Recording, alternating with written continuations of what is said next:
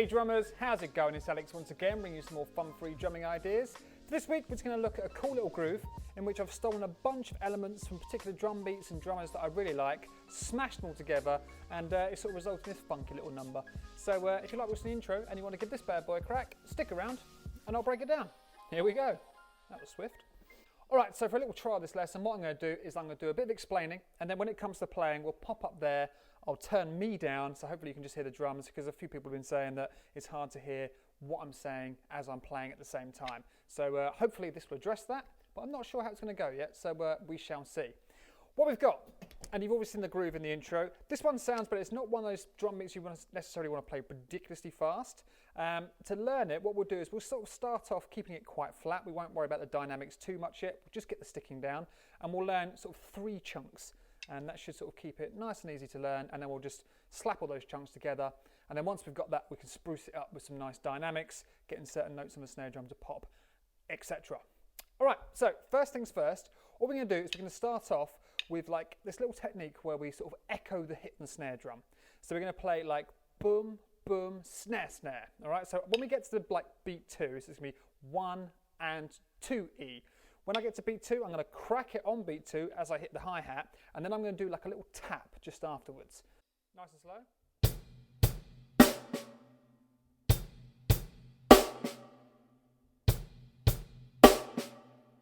Bit faster.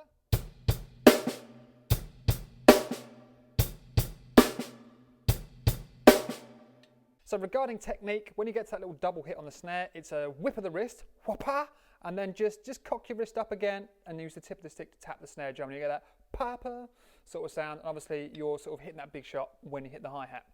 That's phase 1. Phase 2 is even easier. All we're going to play is right, left between the hi-hat and the snare drum.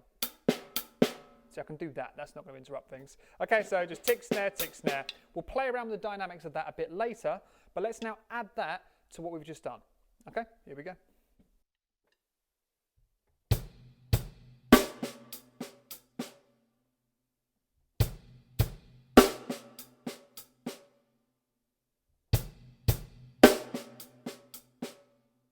Bit faster.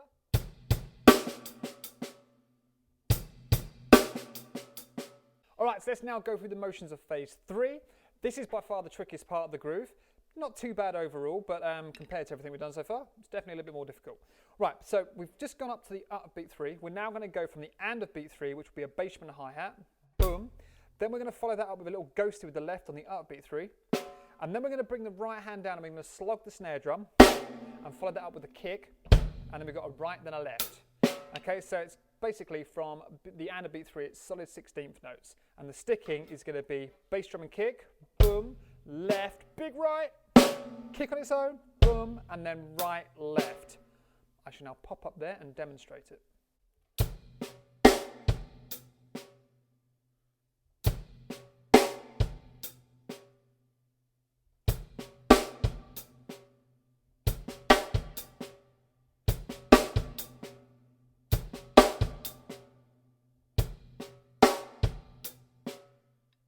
That'll do it. Alright, so now we've got all 3 chunks sorted. All we've got to do now is stick them together. If we're counting it, it's going to be 1 and 2E and 3E and 4E and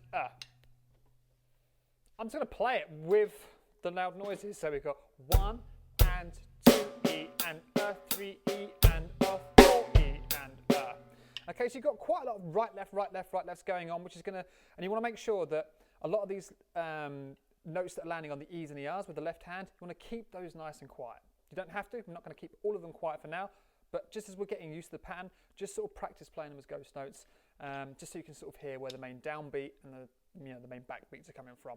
So let's pop up there. I'm going to start demonstrating it sort of like slow, medium, and then a bit faster. And we've pretty much got the whole groove there, and then we can just start tinkering around with it, sprinkle a little bit of dynamic garnish on there, and show you what it can sound like. So, nice and slow.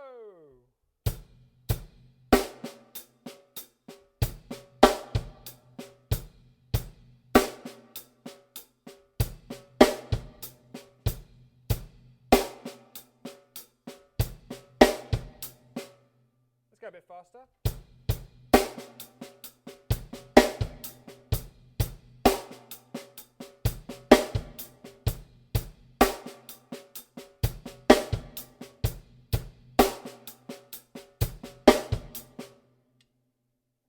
faster.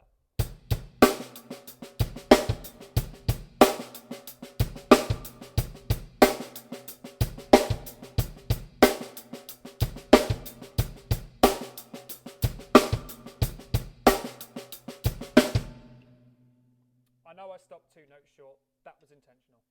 All right, so that's all the sticking sorted. Now let's have a look at the dynamics.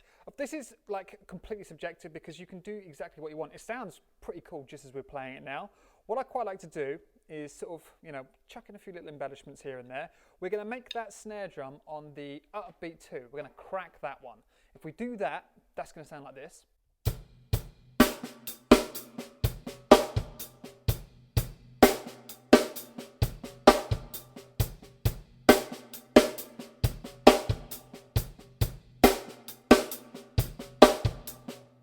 Faster.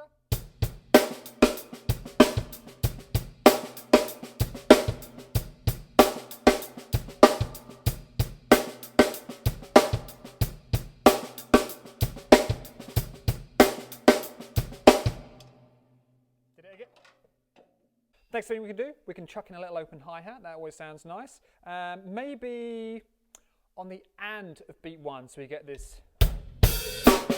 Leads really nicely into that sort of echoed or that double hit on the snare drum. So let's add that now. Here we go. Nice and slow.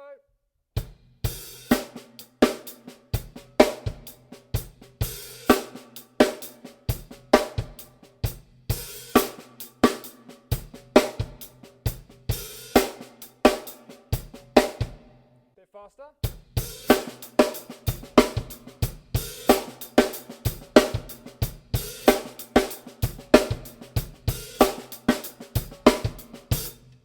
Another thing we can do, we can take that little right left at the end and turn that left into a little drag. So as you go back round, you get that nice little purr sound. So it'd be.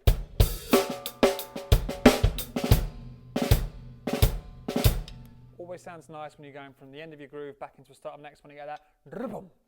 So let's add that to everything we've got so far. On we go again. Nice and slow.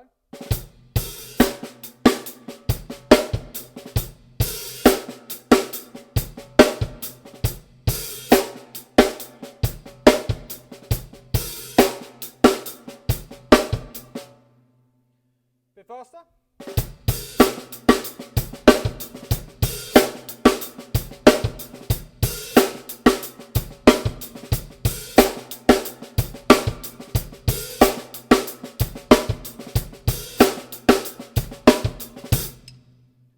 Nice. All right, so one of the things I notice I keep doing is and it's not intentional, but it sounds cool, is that little ghost note on the E of beat 1, especially after that drag you do on the of beat 4. So you get that. Doesn't have to go in there, but if you slip it in every now and again, that's just another little variable or another little variation that you can sneak in, which just adds a little bit more texture to the groove.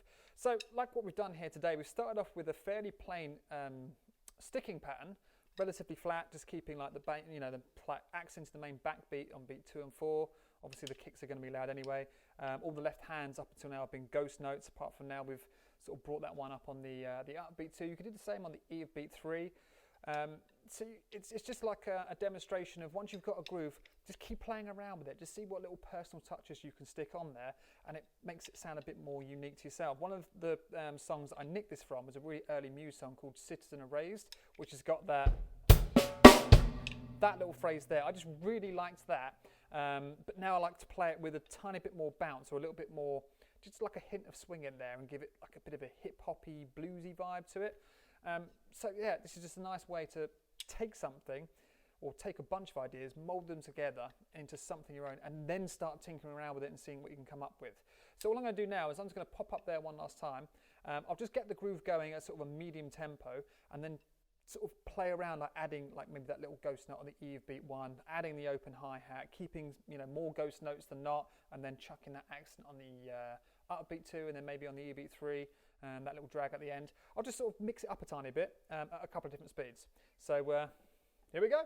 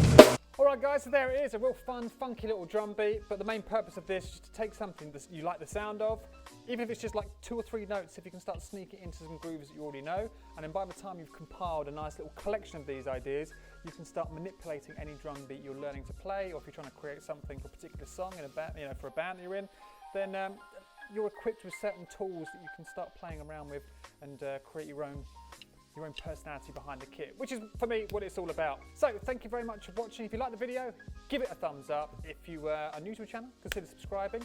And if you want to be notified every time a new lesson comes out, click that little bell icon and it will notify you every time a new lesson comes out.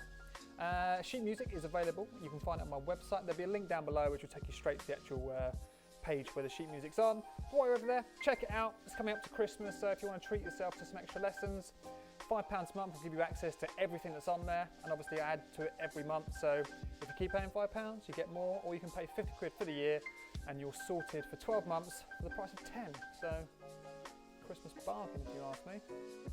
Alright, so with all that said, take care drummers, keep drumming, and I'll see you very soon for some more fun free drumming ideas.